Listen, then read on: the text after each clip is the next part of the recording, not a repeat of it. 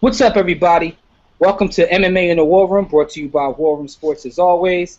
I'm your host, Jimmy, at JW The Blueprint on Twitter.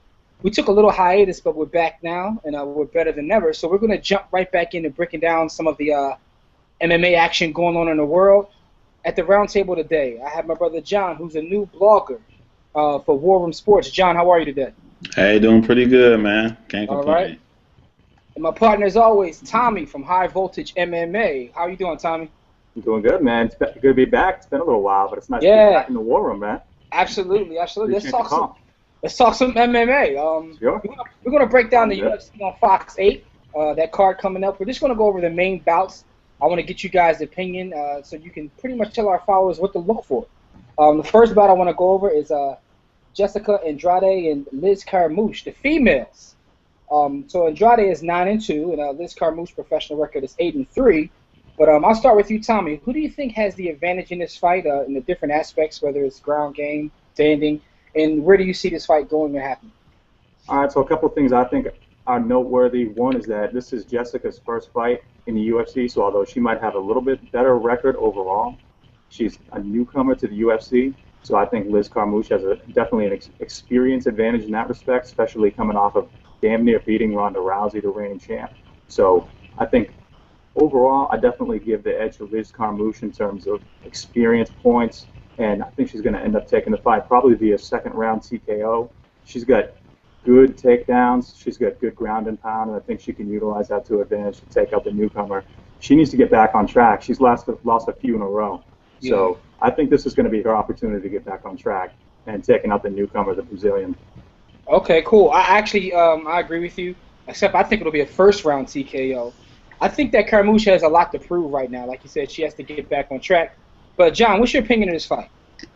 I think Carmouche is going to win via submission. I think Andrade is very sloppy, especially when you hit her. She likes to go into a turtle shell and back up and swing wildly. It looks very amateurish when she's in trouble. And I think you add that to the fact that the UFC jitters that everybody seems to get, no matter how much they try to fight it, I think that this is going to be an easy fight for Carmouche. So you have it as an easy fight, huh? So you said you think by submission in what round? I'll say second round. She'll back it down. Just Carmouche is a lot more disciplined than Andrade is, and you add that to what Tommy said about her having her first fight in the UFC. I think that she's just going to drown her. Got you. All right, so we're all in agreement. We're all taking Carmouche with that fight. That was an easy one. I got to be biased and say this, though. I mean, she's a former Marine, and so am I, so obviously I'm going to go with Marine. I'll tell you the truth. I wasn't going to say that, but I might as well go ahead and come clean. Hey, it is what it is. It is what it is. Okay, the next fight in the card is moving along. Bobby Voelker and Robbie Lawler. Now, Bobby Voelker is 24-9. Robbie Lawler is 9 losses, 0 draws, and 1 no contest. So before I even get to you, Tommy, a couple of things that I wrote down in my notes. That Lawler is coming off of a first-round TKO over Josh Koscheck. So he actually jumped into the top 10 with that win. And how I see this fight going is pretty much Lawler's experience giving him the upper hand. So personally, I'm going to pick Lawler probably by a second. Matter of fact, I'll say a third round TKO. But let me get your opinion, Tommy. What do you think about this fight? I like this fight. You got a dude nicknamed Ruthless versus a dude nicknamed Vicious. You got Ruthless versus Vicious going on right here. So I like that. I mean, I hate to agree with everything you say because I'd like to disagree with you at some point and actually be right. Usually when I disagree with you, I happen to be on the wrong end of that. I'd like to have something different to say and be correct for once. But I don't think it's going to happen on this one. I like Robbie. It's weird, man. He's been in the UFC for so long. Doesn't it seem like it forever? Yeah. He's been in the UFC forever, man. Like that. Well, like I mentioned during show back when he fought Nick Diaz, he actually lost that fight, but he was like looking like he was going to be one of the contenders at 170. Yeah. And then he went off to strike. So he was in the UFC for a while. He went off to Strikeforce, got kind of fat and got overweight. He was fighting at 185, maybe even 205. I'm not sure if he took a bout at 205 or not. But now he's back in shape. Obviously, he's training hard. Training with the Militich camp, and he's back down at 170 where he belongs based on his body type and his frame, but he's got just tons of power at 170. Yeah. That dude can hit like a fucking Mack truck. Pardon my language, but he's strong, man. He's a strong dude. So I think if he's able to connect, he's definitely going to he's going to emerge victorious on this one. I'm thinking, actually, he probably catches him and gets a knockout, maybe round 1 or round 2. Wow. Okay. Okay. I think Voelker's chin is okay, but we'll see. We'll see. John, what's your opinion of this fight? How do you see this fight going? I see the fans winning, and I like to thank Joe Silva for making this fight. Yes, this is a great fight because I mean, of course, Lawler's the famous name, but if you look at Voelker's record, I mean, doesn't he have like 17 knockouts? Like he's been knocking people out. He's very strong. He hits hard as well. He definitely. Yeah. I mean, of course, I'm going to go with Lawler because of experience, and then like. You got to watch how people punch. Some people throw lucky looping shots, but Robbie Lawler, he knows exactly what he's doing, putting his body in the right places when he throws his punches. So I got him by the knockout, but I really hope that it's not going to go 33 rounds, but I would like to see that go 3 rounds. I think like the end of the first round, maybe early second round. I thought about that because he's a 2 knockout artist. Yeah. I'm just thinking that they'll beat each other up, and then like by the third round, one of them run out of gas, and I think Lawler will get the win, like I said, based on experience. But let me ask you a question. Do you think this has an opportunity to steal the show and be like the fight of the night? Yeah, no, I don't even think stealing the show. I think because Carmouche was supposed to fight Miesha Tate. Yeah. I think like Joe Silva went straight to please the crowd when he made this matchup. So I think this is expected to be the most entertaining fight of the night. Well, we got one more contender for entertaining fight, but it was always up there. Okay.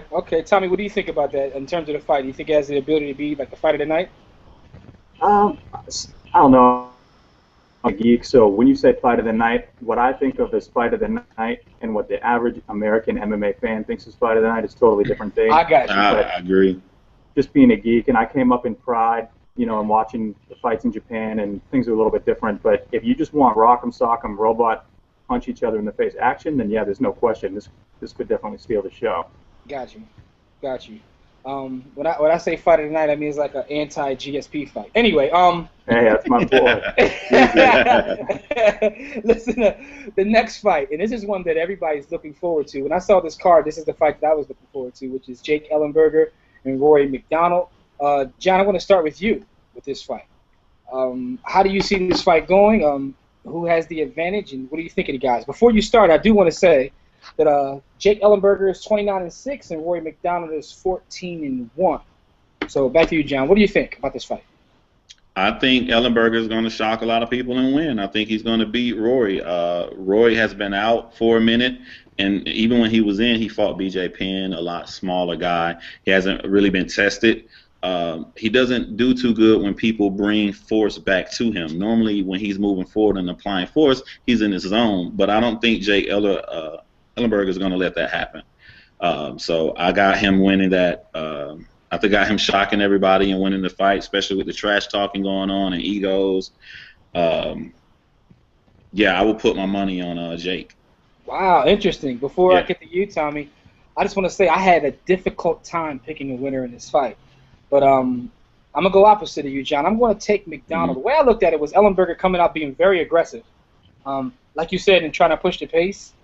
And I think that if McDonald can withstand the early pressure, I think he may be able to get a 3-round decision, just grind it out. Now, he's never did good going backwards. This is true. But I think that's the only chance that Ellenberger has is to be ultra aggressive and try to push the pace. But I just think something's telling me that Rory may be, because he has been off for a while, be very prepared and have a game plan in place. Because I believe he has a new trainer. Isn't he training with GSP, those guys now?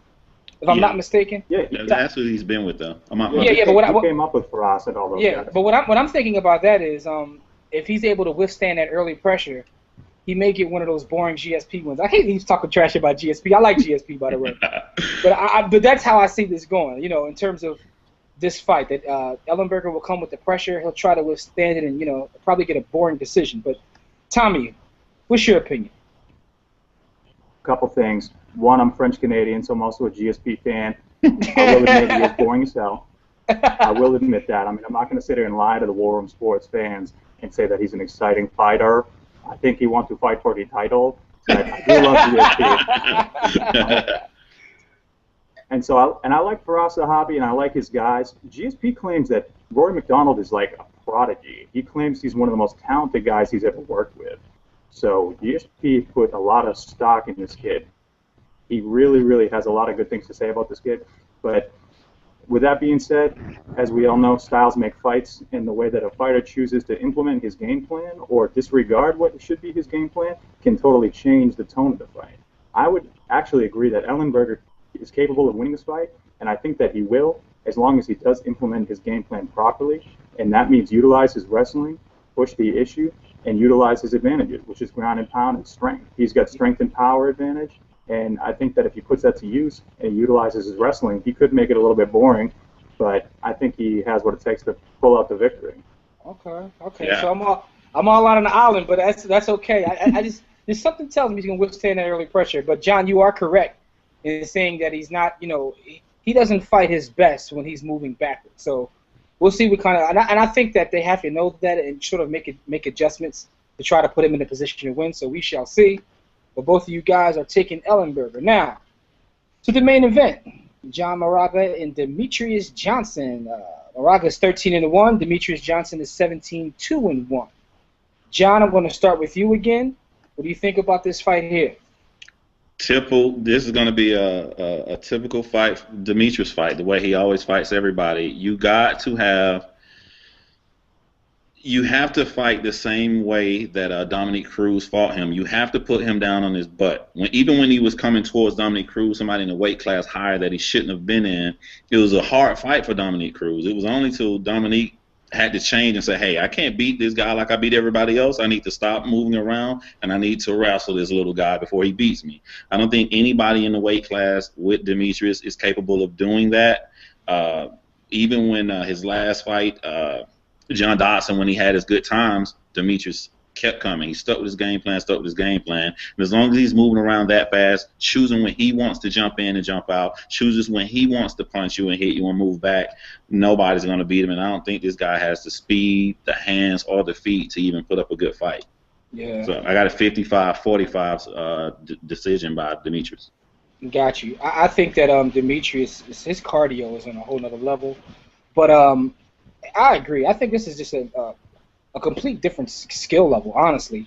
And I think the only reason they're even fighting is because there's not that many people in the weight class. You know what I mean? Yeah. Because if you look at the rankings, he's already beat guys ranked ahead of this guy. You know what I mean? So they just had to make a fight for him. I don't see this being close at all. Tommy, what's your opinion? Yeah, I mean, I have to say that I agree.